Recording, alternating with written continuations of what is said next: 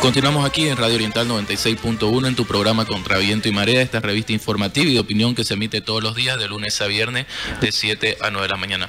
Nos podés escuchar también a través de la web www.radioyambae.com. Nuestro número de teléfono es el 333-7194 y contamos con la página en el Facebook Contra Viento y Marea 96.1, donde diariamente subimos noticias, puedes hacer comentarios, sugerencias e interactuar con nosotros en las redes sociales. En 1845, Domingo Faustino Sarmiento publicó su obra más conocida, Facundo o Civilización y Barbarie en las Pampas Argentinas. Para él, al igual que muchos otros intelectuales, la posibilidad de avanzar como sociedad era posible solo mediante la imitación de lo sucedido en Estados Unidos y los principales países de Europa.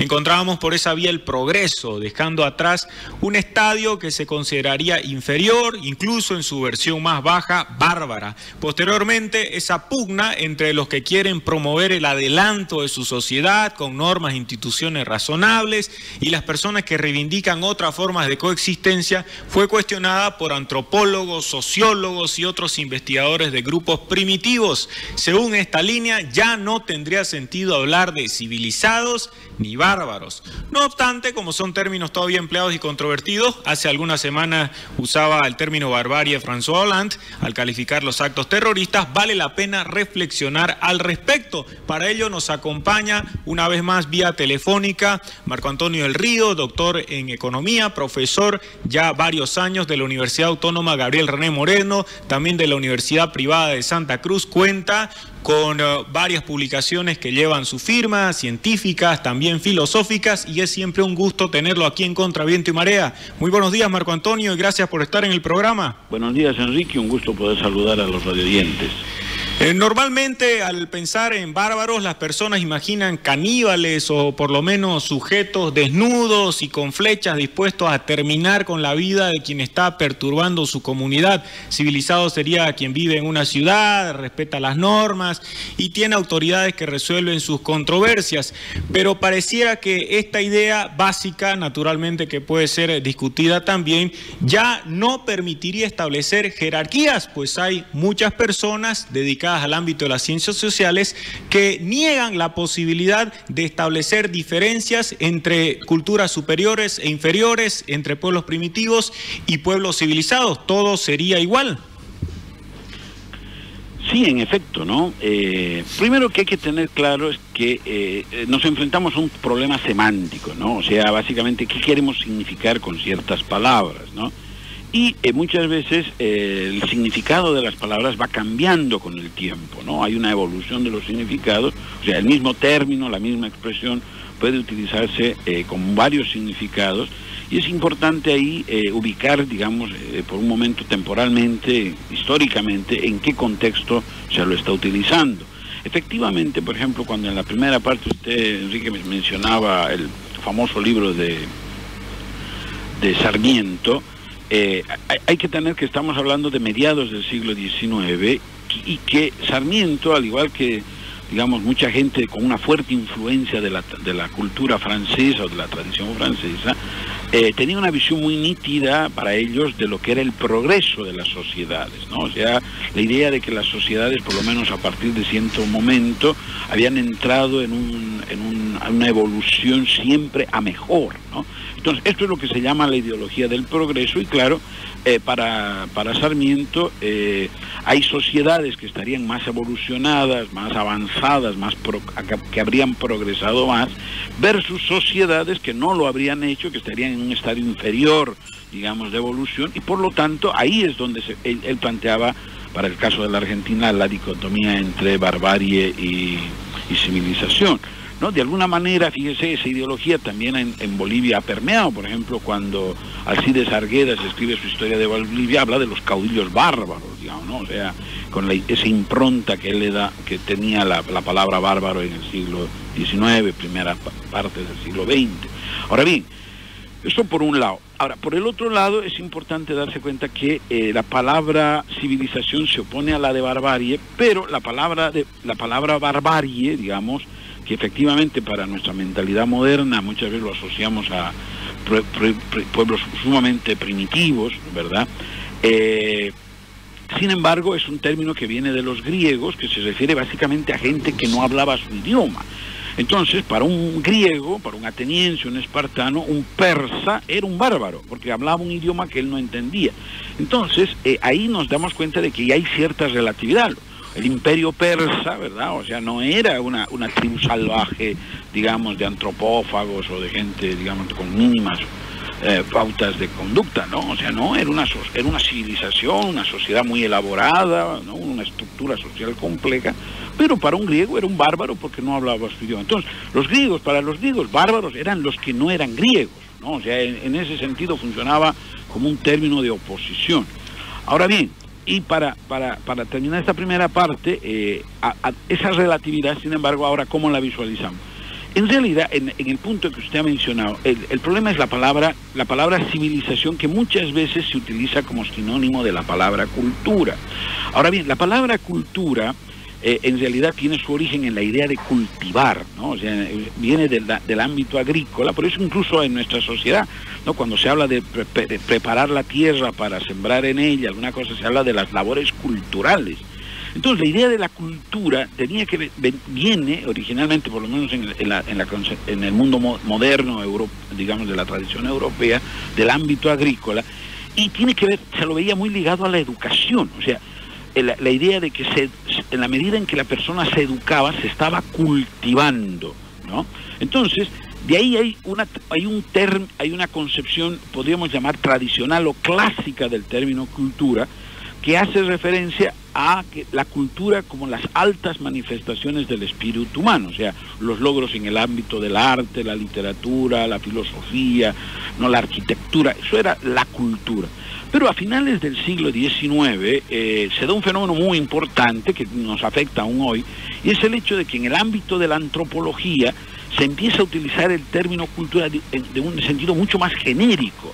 Por lo tanto, ya cuando, por ejemplo, un joven estudia antropología, o incluso ya en el ámbito de la sociología, hasta en el ámbito de la gestión, porque se habla de la cultura de las empresas, ya no se hace referencia a esas altas manifestaciones del espíritu humano, sino simplemente se hace referencia a toda una concepción de la vida que organiza la convivencia dentro de un grupo social, lo que abarca tanto los aspectos, digamos, de tipo cognitivo, de tipo espiritual, si se quiere, como los aspectos materiales.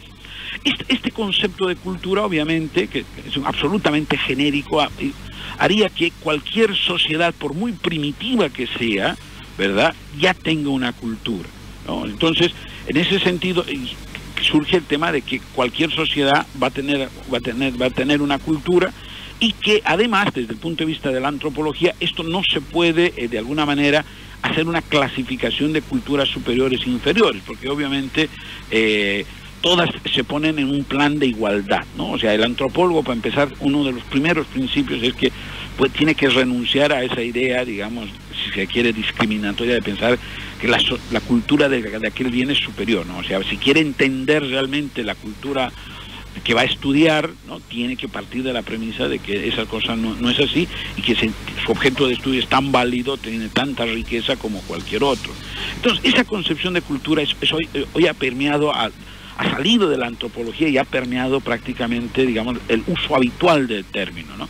Entonces, la cultura, digamos, cualquier grupo humano ya tiene una cultura, incluso cualquier subgrupo dentro de una sociedad tiene una cultura, ¿no?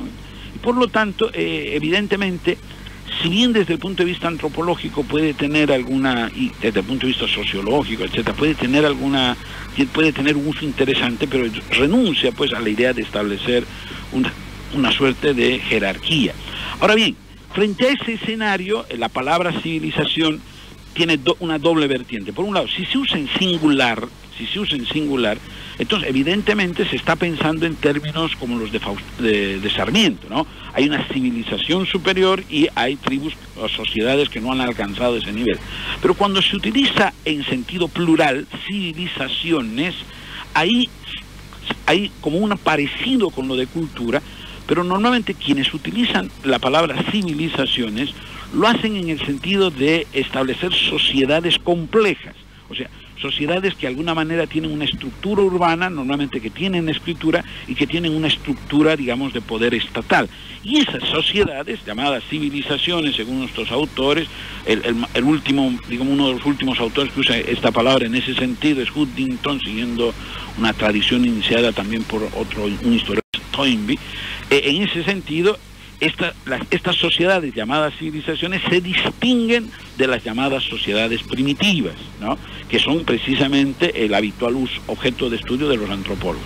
Entonces, hay toda esa complejidad semántica en términos al uso de estos términos para poder empezar.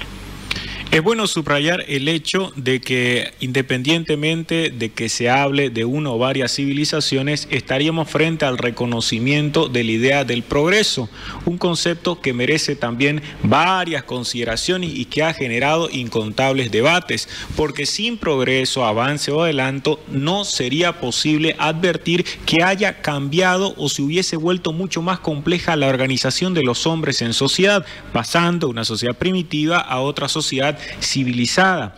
Por un lado, es entonces pertinente resaltar esa posibilidad de contemplar un progreso, porque en los tiempos cavernarios los hombres han tenido la fortuna de realizar varios inventos, también la desgracia de fabricar mecanismos que finalmente han resultado perjudiciales para su convivencia. Pero se parte del reconocimiento de que hay un avance durante milenios y siglos, los hombres han avanzado, han progresado, y la civilización sería un estadio en el cual nosotros podemos notar ese avance que es también susceptible de generar luego retrocesos.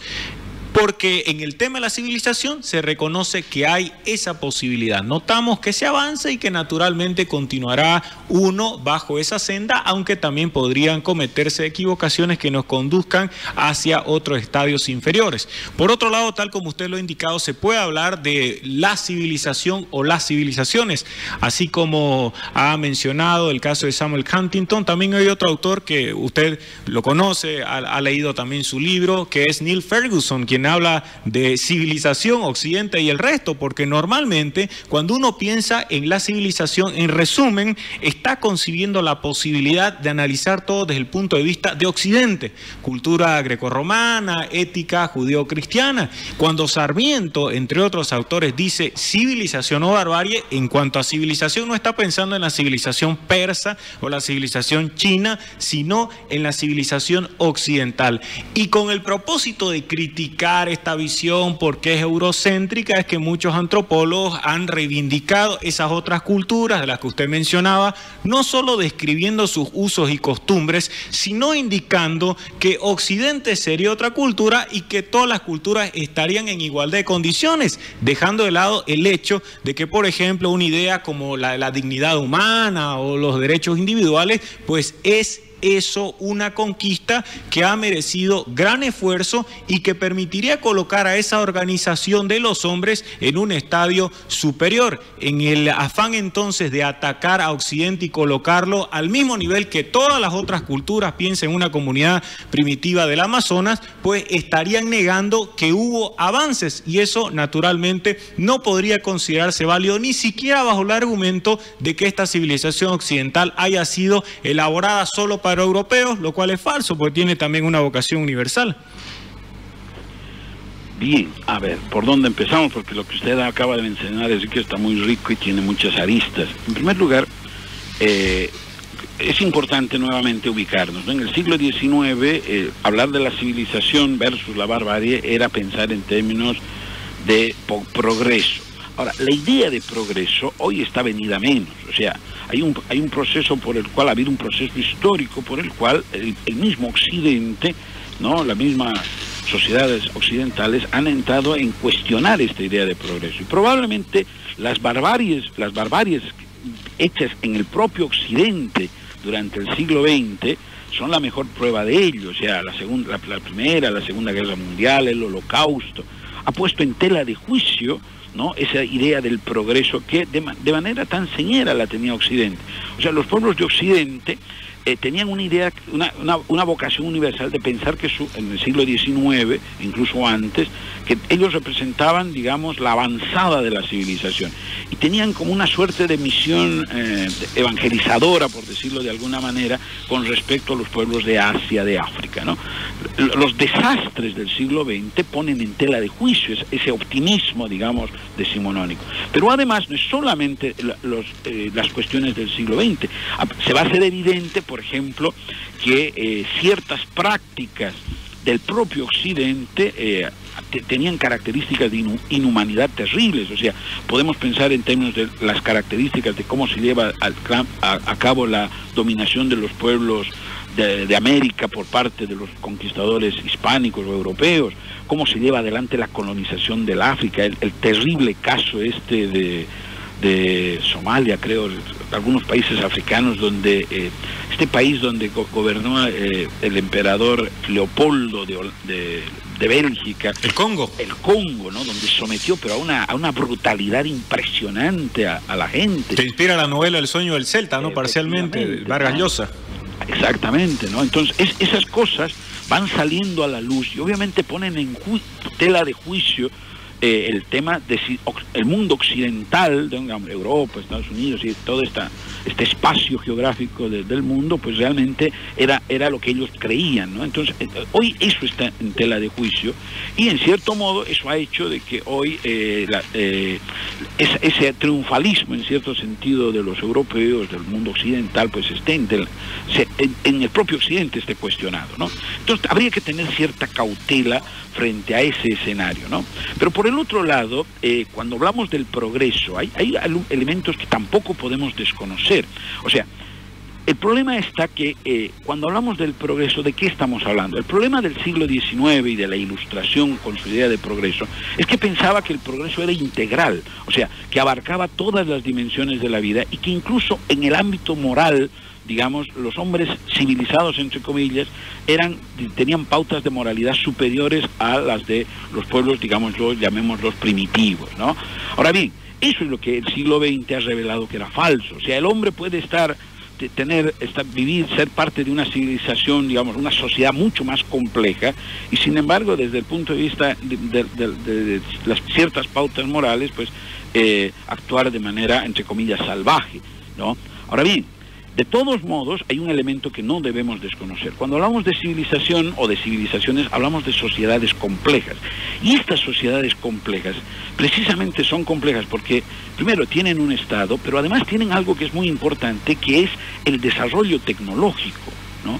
Entonces, cuando hablamos de desarrollo tecnológico, estamos hablando de la capacidad de la sociedad para transformar las condiciones de vida material de sus miembros. O sea, podemos imaginar, por ejemplo, cuando un guerrero germano llegaba encadenado o como posible aliado a Roma, ¿no? O sea, él venía del bosque, venía de condiciones muy precarias de sobrevivencia. Llega a Roma y se encuentra con monumentos enormes. Entonces, el hombre percibía que estaba en una sociedad diferente, que los tipos que estaban ahí con sus espadas, igual eran tan brutos, digamos, como cualquiera de ellos, o tan valientes como él, pero desde el punto de vista de la capacidad de la sociedad de transformar la vida material, evidentemente Roma se encontraba por encima de los pueblos que ahora nosotros en la historia llamamos bárbaros, los pueblos germánicos.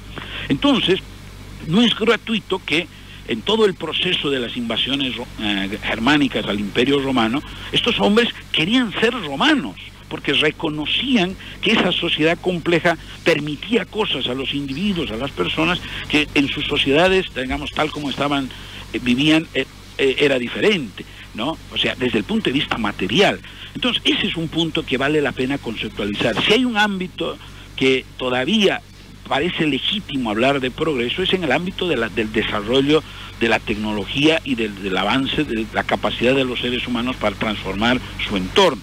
Por supuesto uno podría decir, bueno, pero ahora está el problema de un posible cataclismo ecológico y todas esas cosas, pero definitivamente, o sea, hay un desarrollo de las sociedades, como diría un marxista, un desarrollo de las fuerzas productivas que permite establecer un vector, digamos, donde hay sociedades que pueden hacer ciertas cosas, por ejemplo, cruzar el océano, poner un hombre en la luna o poner satélites girando alrededor de la Tierra, que otras sociedades, por su desarrollo tanto cognitivo desde el punto de vista de cómo funciona la naturaleza como de su organización social, no lo pueden hacer. Entonces ahí sí me parece que el término civilización tiene sentido y puede todavía rescatarse con algún propósito descriptivo.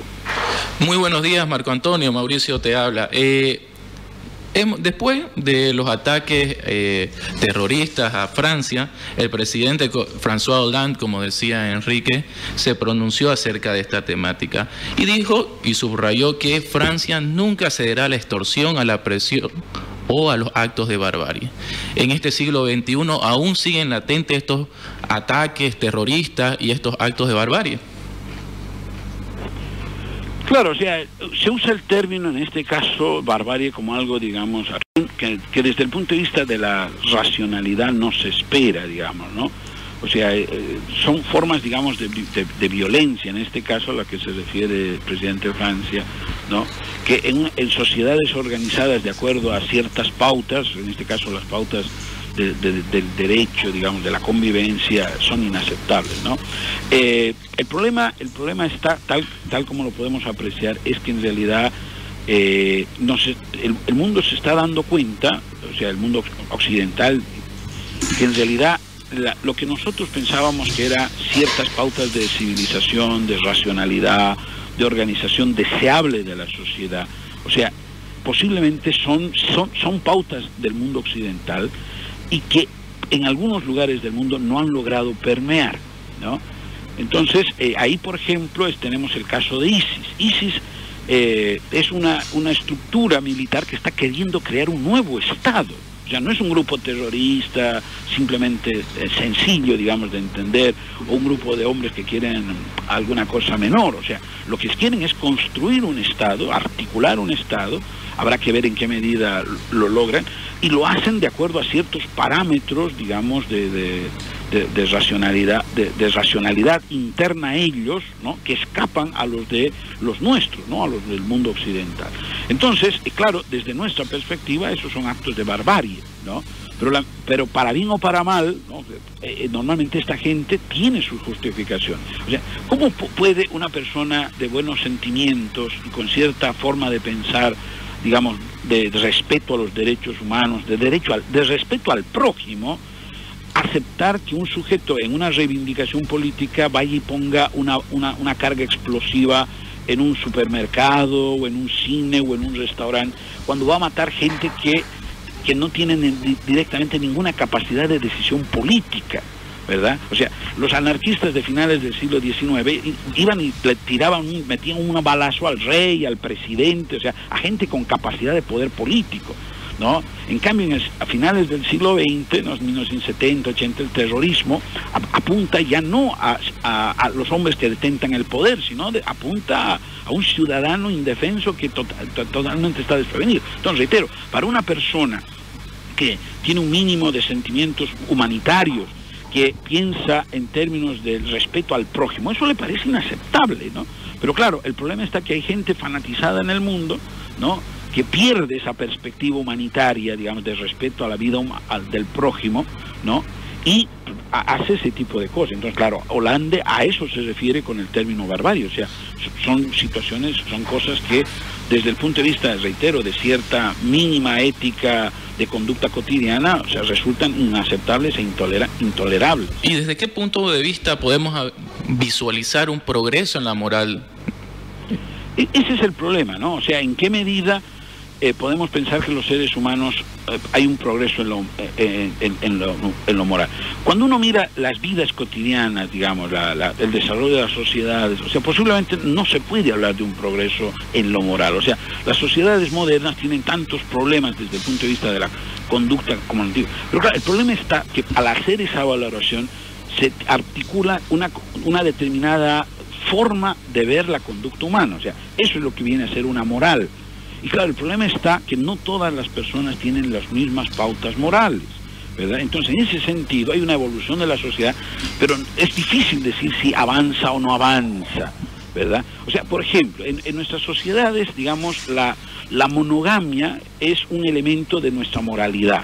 Entonces, en la medida en que se refuerza la monogamia, nosotros diríamos, estamos pensando en términos de que se avanza. Si hay una sociedad, en cambio, que sigue practicando o empieza a practicar alguna forma de liberalidad sexual o la bigamia, lo vamos a ver como un retroceso. Pero claro, eso es porque tenemos cierta concepción. En cambio, en otras sociedades, digamos, por ahí, digamos, avanzar de la monogamia hacia el matrimonio múltiple, para ellos lo vean como un avance. Entonces, ahí hay un problema de esta cuestión. Ahora bien, dicho eso, que está en el ámbito de la moral, donde sí podemos conceptualizar, creo yo, que hay cierto avance, es desde el punto de vista del derecho. O sea, en la medida en que el derecho va articulando una concepción racional no discriminatoria, bajo un parámetro de no discriminación de las personas, a mí me parece que se va generando una moral pública, una forma de conducta de los miembros de una sociedad que podríamos valorarla de manera más positiva. Pero claro, eso supone ciertos valores que van a ir permeando, digamos, las pautas de conducta de la sociedad. ¿Qué quiero decir con esto? A ver, para ilustrar con un sencillo ejemplo, ¿no? Por ejemplo, a nosotros nos parece que ciertas pautas de conducta, por ejemplo, de conducta sexual, ¿no? La liberalidad, digamos, de las conductas sexuales, por ejemplo, aceptar las reivindicaciones de los homosexuales. En las sociedades más para nosotros modernas, pues eso es parte del desarrollo de la sociedad. Hay sociedades donde eso se lo rechaza. Pero claro, si partimos de la premisa de que el individuo tiene cierto grado de derecho a definir lo que él quiere vivir, ¿no? Eso nos parece importante, ¿no? O sea, que la persona elija su orientación sexual, ¿verdad?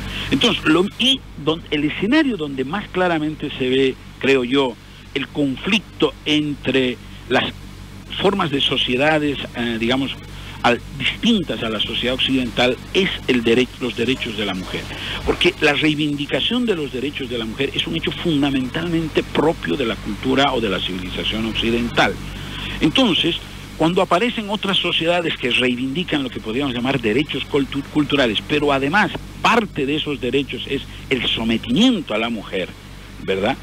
Ahí nos parece a nosotros, digamos, como occidentales, que ahí hay un punto que no se puede transar. O sea, no porque haya cierta pauta cultural, o sea, hay una sociedad donde diga hay que discriminar y el valor de la mujer es de segunda, ¿verdad? Eso nos parece aceptable, porque en el mundo occidental, digamos, con grandes tropezones y de ninguna manera de buena voluntad de los varones, como parte de esa lucha, digamos, vigorosa que han emprendido las propias mujeres de Occidente para que se reconozcan sus derechos, hoy esto nos parece de sentido común.